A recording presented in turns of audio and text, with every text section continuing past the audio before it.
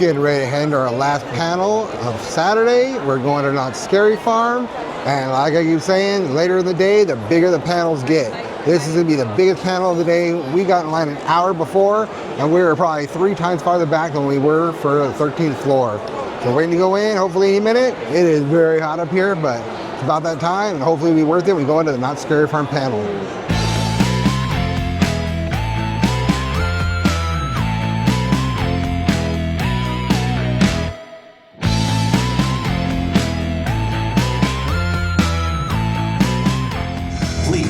Welcome to the stage, Wardrobe Manager Bill Meyer, Manager of Art Decor Jeff Shattuck, Creative Designer John Aspirin, Creative Designer Daniel Miller, and your host for this panel presentation, Associate Producer Pasta Berkey.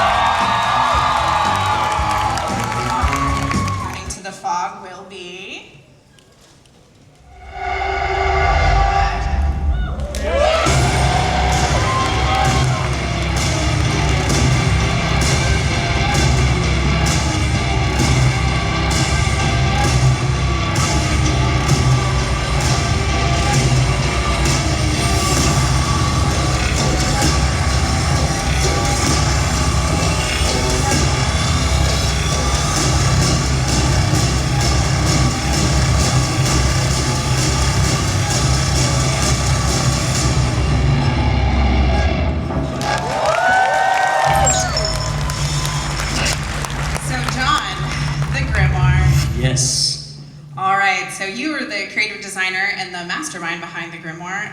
Tell us a little bit about how this got started and some research that you went into it. I think just about anything that we do, we're always influenced, right? For me, I'm a huge, I love watching movies, I love comic books, I love a lot of comic books, video games and things of that sort, but I think growing up, I think there's a handful of movies, right, that really resonated with me, and a lot of them, movies such as like The Evil Dead, and then there's also other movies too that kind of sort of really influenced me. Things like Goonies, The Wheel, and it influenced a lot of what we do. Over at the Pegasus Theater, he does like these plays, these black and white plays, like these spoofs of the 30s, 40s, and 50s American movies that sort of have and front presenting these black and white plays that just, you really see it in what we explored in Grimoire. Well, I mean, if you've ever been into the Grimoire, which I hope you guys all have, if you're not, you should come by and see it before it leaves, it's very thematic. It has it's almost like you're walking through a movie. So let's talk a little bit about, storyboards. It kind of like, you took all of this information and you turned it into something unique. Can you give us a little bit more detail on how you ended up shaping the story of Grimm? Yeah, with Grimoire, we wanted to sort of take guests through this journey of something that, going back maybe 8 or 9 years ago, the creative studio, it's important to say that we, it started off with our team, and you from front-facing side of things, you really didn't see it until it slowly started to see, well, there's scare zones, and the mazes inside of our scare zones are kind of closely tied in. And when we were laying down the early... There's a lot of glow element that comes from the grimoire. Can you tell us a little bit about how you came up with this glow? I think what it was definitely a team effort. My partner Gus Kruger, who I believe is in here, also helped co-design this, and together, along with the rest of our creative team, we had Tyler Scrivener and Andy Gonzalez help out with some of the designing of the space. But a lot of it, we were trying to be purposeful in our design approach, and knowing that time was against us, we had to try. How did these characters that you created, how did you pick them? How did you come up with the interesting concept of walking into a black and white world to show that you entered the glow of the grimoire? Yeah, I think the characters, when we're creating our stories, we're trying to find something that the guests can relate to, and some of the things that really resonated with me that helped shape the storyline. Number one was a timeline of when this takes place, but it was also maybe the camaraderie that you see in some of those films that influenced me. The one thing that Stranger Things, the one thing that Stand By Me, that Sandlot, that the Goonies all had in common is friendship. And we wanted to create an interesting dynamics between the three human characters that you see at the beginning and then also throughout the maze. And it was almost one of those vulnerable moments where, you know, hey, I used to be that dude, or I knew a friend like that. And in terms of the black and white world, that also allowed us to switch positions and contrast them so much that, okay, well, not only are they in black and white, but we're able to capture a certain timeline, and that's really what the Grimoire was. Making sure the characters were in place. Tell us a little bit about it. Scare School's fun. You know, we have our venue supervisors, and we're very lucky that on the first year of Grimoire, we had two really talented venue supervisors that worked really well with the talent. And I think the great thing about what we had with the Grimoire was a cast that was incredibly talented. They were so stoked They to be were in the it. best cast that I've had the chance to just see out the gate, take real ownership of it. And I think, especially the kid characters, you know, there was a little bit of their own themselves, you know, that you could see in years and years ahead before we reveal it to the guest. It was a nice opportunity for us to kind of sort of hint at it. And it was a show that we had at the Mystery Lodge Theater. There's a lot of folks also that are very, how would you say, very aware of our Scary Farm lore, the lore around Sarah Marshall. And so, you know, we got a chance to introduce that in Origins at the very end when you see Sarah Marshall flying around you. The Grimoire. The Grimoire. 8 Fingers 9, there's a little Easter egg that's in there. There's the comic books that are in there, but I think the coolest Easter egg is probably circling back to Special Ops Infected, which was my first maze that I had a chance to design at Scary Farm. And this whole idea that this takes place, that Scary Farm, or that in Special Ops Infected took place in present-day Calico. Ghost Town Streets takes place in, you know, in Calico in 1885, post that. And then this one took us back to Calico in 87. And so you see in all these signage, the county that we use in the same signage that, you know, that I did in Special Ops Infected, that's in there. And then, you know, the bat.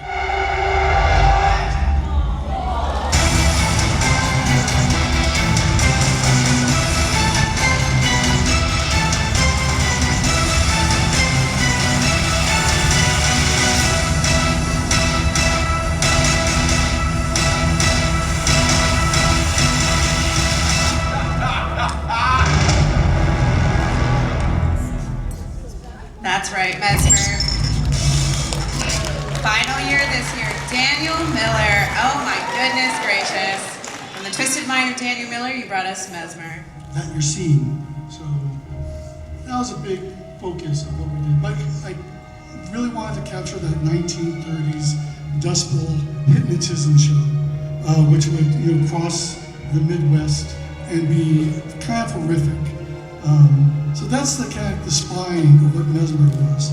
A really dark hypnotist show and sort of a freak show. So the whole basis of it is that we hypnotize someone so deeply that we murder them, but they're still alive.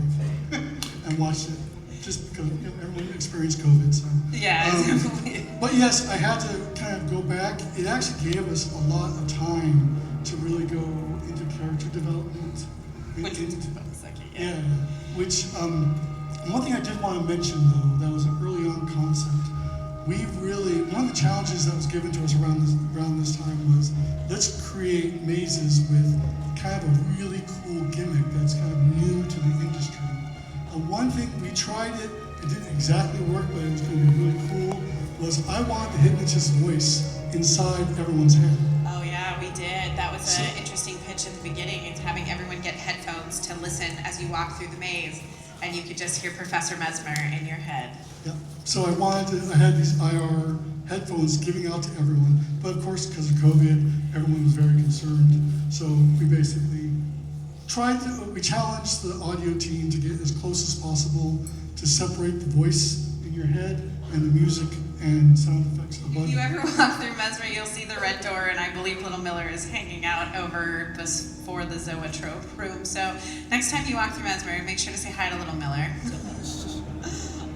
So then, you know, as we touched on earlier, that we said, you know, we built this this in 2020, have a chance to, which I don't think any of you will, it's internal information only, but there's these huge backstories. Tell us a little bit about your characters, and then I also have to know which one is your favorite. Well, I'll answer what my favorite one is. I'll tell you a little bit about their backstory. Spider-Boy actually is my favorite backstory. Now, literally, I went, and I love mazes that have great backstories of each of the characters. Even though most of the time they don't ever get to the audience. I think in some ways they do, because when we tell the characters what their backstory is, they get energized, and that energy passes on to you guys. Spider-Boy was the regurgitator, so he was a little boy who learned that he could swallow anything. Gross. On stage. And what he did was he would ask anyone to challenge him. And there was a jerk in the audience who said, swallow this spider egg. And he swallowed this massive spider egg. It exploded in his stomach and came up, and then all the spiders came and bit him inside and out. So, lovely. So. And there was so much time given to it and love to it that it resonated greatly. And at first, I was. So, Bill, how many characters do we costume at Knott Scary Farm? It's about, I'm gonna say 880. That's a lot of performers, and It's 880 talent members, and then we add Scare Force, we add atmosphere, we add all the talent that are in the hanging, we add, so it's 1,000 monsters. So it's a pretty large operation. So there's over 1,000 people coming in and out of our central hub, and we have to keep all of them different. Whatever feel of the park. Can you touch a little bit about how you ended up making sure each character, whether they're in a maze or a street, have a different feel to them? By all means. I mean, if we had 1,000 monsters and they were all dressed alike and you couldn't tell them apart, what would be the point of having 1,000 monsters, right? Truth. Exactly. So we set to make sure that every maze is identifiable as that maze, every scare zone is identifiable as that scare zone. So you can look at a character and know who they are and where they belong. Whether you're able to walk through the maze, you at least know there's a story there. You're able to put things together. We do that with color palettes. We do it with textures. In the boardwalk, all of our clowns, all of the costumes are black, white, gray, red. That is it. The color palette for their makeup, same colors. Accessories, a little bit different. We'll allow different colors on accessories, but there is a specific color palette for all of our clowns. For Ghost Town, all those colors, there's the water. All of the colors in Ghost Town need to look like they've been sitting out in the sun. They're sun faded. They were jewel rich tones at one point, but are no more. I mean, they've been out in the calico heat, in the calico weather for 100 years. You had while creating these two different venues, as I know we were both in COVID. I mean, I was in the shop during 2020 helping, so tell us a little bit about the process. Yes, Pasta came by our shop quite often and worked and sewed with us. We built Midsummer during COVID. I had a different staff at that point. I had a handful of women whose families have since said, our moms are retiring, and they didn't allow them to come back after COVID. We were, I'll be honest with you, we were their retirement job. So they came in, they worked a little bit here and there. We worked through that maze bit by bit. I don't think we worked on any character all the way through. I don't think we saw a finished character until we opened that year. Just because that was the way, that was life that year. It was trying to get stuff built bit by bit. The manager at the time went on Amazon and found sweaters for the women, sweaters for the men that he could find, coordinating in grayscale as well as in colors to be able to do that between the two worlds. Do the same thing for the women's sweaters. The dresses, we built 2 different sets of dress, grayscale and other. In-house production, by the way. So this is really cool for our team. So tell us a little bit about building the Hellhounds. Well, John gave us the design, and we looked at that, and we said, this is great. How are we gonna make it work? And so what we did was I found, when we say it was in-house, I did buy, thankfully I have access to all the Ghost Town uniforms and costumes for Knott's Berry Farm. I had a new vendor that, right before we sourced this, introduced himself to me saying, I've got a whole new line of Western shirts. I know that you do Ghost Town Alive. I'll give a plug to that as well. But maybe you'll take some of these things. Actually, I think I've got you dusters as well for your scarecrows. You sure? We do Yeah. have, yep.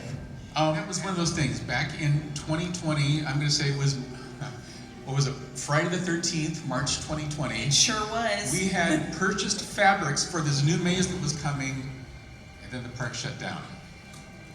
And we basically sat there knowing what we had on the shelf, on the table, ready to work with, and we just thought about what was going to be doing. Tim worked on drawings. He was able to go in by himself and work on these. We found bits and pieces of old, that gold vest is an old saloon vest, I believe. We pulled things from stock. There were things that were built. The Midsummer hat, Kira built that for us. The skirt that the Vanyas wear is a true ballet skirt with the box pleating. It's a very impressive costume that she's wearing. Don't worry about it. We'll get it later. Okay, the next one is Jeff Shattuck. So Jeff, your team has one of the craziest parts to end. As we talk about transforming the park, Bill has to cost for everybody.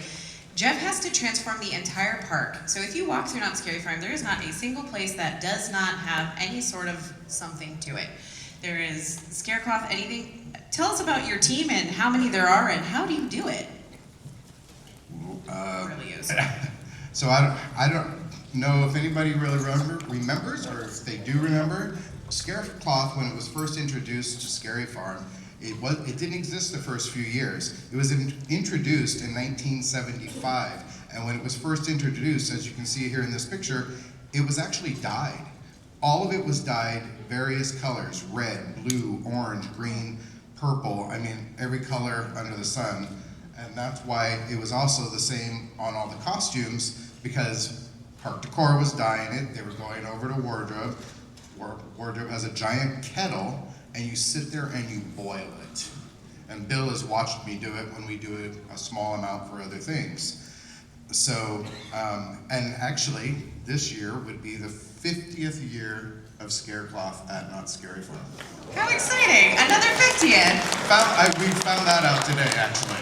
So when you're covering these entire landmarks, how much does it use? Like how many pounds or feet of... It's sold by the pound where we buy it from. Everybody buys it from different places. Knott's tried to keep it a huge secret for many, many, many years. Employees come and go, they walk away with the secret and share it, and then everybody tries to find it. We go through approximately 300 pounds of Scarecloth a year. By the time we are done processing it, it takes about 2.5 weeks to process. It takes one person 2.5 weeks. We end up with about 16,000 pieces of Scarecloth that we use. I know a lot of it disappears during haunt. There's a lot of souvenirs leaving the park. There sure is. I've seen it. Like, please don't touch that. How did this come up with it? You take just the windmill and you turn it into this crazy thing. So let's talk about it. Well, it actually started with us doing a small main gate statement for Boysenberry. The GM challenged me. He goes, I like your main gate statements. They need to be bigger though. They need to be more. I'm like, oh my God, how much more can we do? And so after the 50th, I was like, okay, we need a new main gate statement because I can't put all the posters up there again because it just wouldn't make sense. So this is what we developed last year, and it actually grew, I would say about 15 It keeps feet. growing. Yeah, it keeps growing. So you put a lot of time and research into it. So where did you come up with this graveyard that took over Knott's? So we reused our skeletons that we've had for several years, but I wanted them to be reapers, and I've gone down this whole reaper road, and I've been developing a little character sideline here. Highgate Cemetery, I don't know if anybody's familiar with it, is just, to me, one of the most amazing cemeteries in the world. It's in England, it's fantastic. Just the architecture, there's just tons and rows of crypts. I don't know how we're gonna do this. I need more money, help, entertainment. Entertainment and Park Decor work hand in hand most of the season. We work together. When do you start typically creating these pieces? Because we talked about how you don't get to take the park over until after Labor Day. When does something like this start to take shape? Well, this was built Some of the lantern activations are hidden in here. How long did this take to like set up? We set this up in approximately 2.5 nights. 2.5 nights, ladies and gentlemen, for our main state event. That's how quick his team works.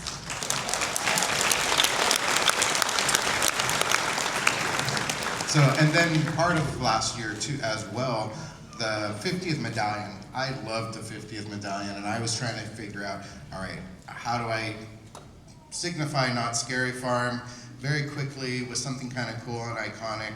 And I worked really hard trying to figure out a monogram of some sort, and then that is the new monogram, actually in the same frame that had the 50th logo in it, and that is kind of becoming a thing. It is a thing. It's definitely a thing. Our demon violinist who's sitting up on top of a crypt, he was a really great piece that I saw in St. Louis, and I worked with the company who built it, and then we built the wings for it in-house. And then we've got our Reaper holding the lantern on the giant stick. The way this one works is you trigger it and all the candles go out and the lighting changes and there's a lightning flash and he speaks to you about the lanterns. He does. So if you have a lantern and you go by, you can see any of these, and then my third one, which is our final little guy, which is a very, you would never know he was there. He's just a little guy. I had it out in the shop and she was like, oh my God, where'd he come from? I love him. She goes, he's going back to my office, I have to have him. I did, I tried to take him and he wouldn't let me, so now it's at main gate. I fell in love with him when I saw him and I had to have him, and I'm like, I'm putting him at the main gate, and I call him Peeper.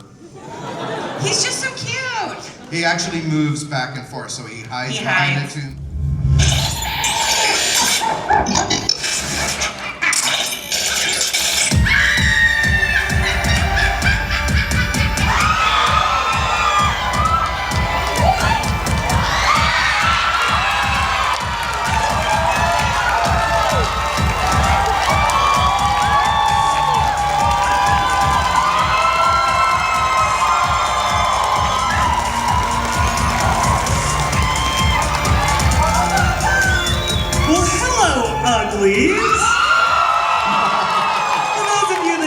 We are your queens of darkness, the Boulay Brothers, and we are so thrilled to be here tonight with Knott Scary Farm. When I tell you this, I mean it. Knott Scary Farm is our favorite haunt above all others. So, very important, I need you to mark your calendars right now, because in 3 days' time, on Tuesday the 19th, we will be co-hosting Knott Scary Farm's Nightmares Revealed. And this is a magical night where we learn all of the gory details about this season's Halloween at Knott Scary Farm. Now, I have a little bit of bad news for you. Unfortunately, Nightmares Revealed is already sold out. However, Knott's has been generous enough to offer us some tickets to offer out to you exclusively for those in attendance tonight in the auditorium. So, yes, give it up for Knott's, everybody. So if you want a ticket, you're going to scan the QR code that was supposed to be behind me, but isn't, but will be soon. And you'll be able to get a ticket and join us for Nightmares Revealed. Now, the day is almost done, but not quite. So Drac and I are going to head over to the Knott Scary Farm booth on the main floor. We would love to see you there. If you'd like to meet with us, have a photo, we would love that. But if we don't see you there, we'll see you at Knott Scary Farm in the fog.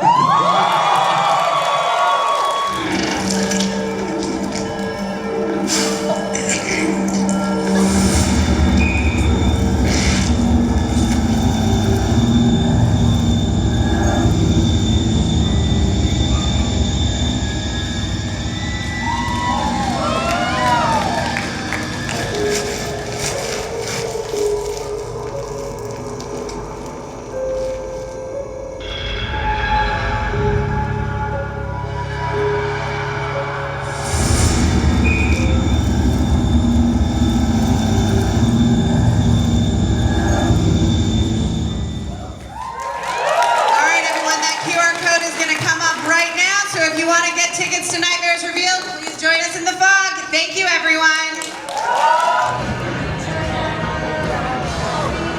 exiting out of the Not Scary Farm panel right now. Pretty good show. Gave some backstory. I enjoyed that. At least we know Grimoire and Mesmer are coming back. Those are two amazing mazes, so we're happy about those coming back. And then on Tuesday, we'll find out about all new mazes. So stay with us, and we'll post everything for you to check out. Now we are out of here for the day. That's going to conclude daytime for Saturday. We're going to head to dinner right now, and then we'll be back here later on for the after party to check it out. So thrills, chills, and good meals. We're done with the day. Thank you so much. And it is sunny.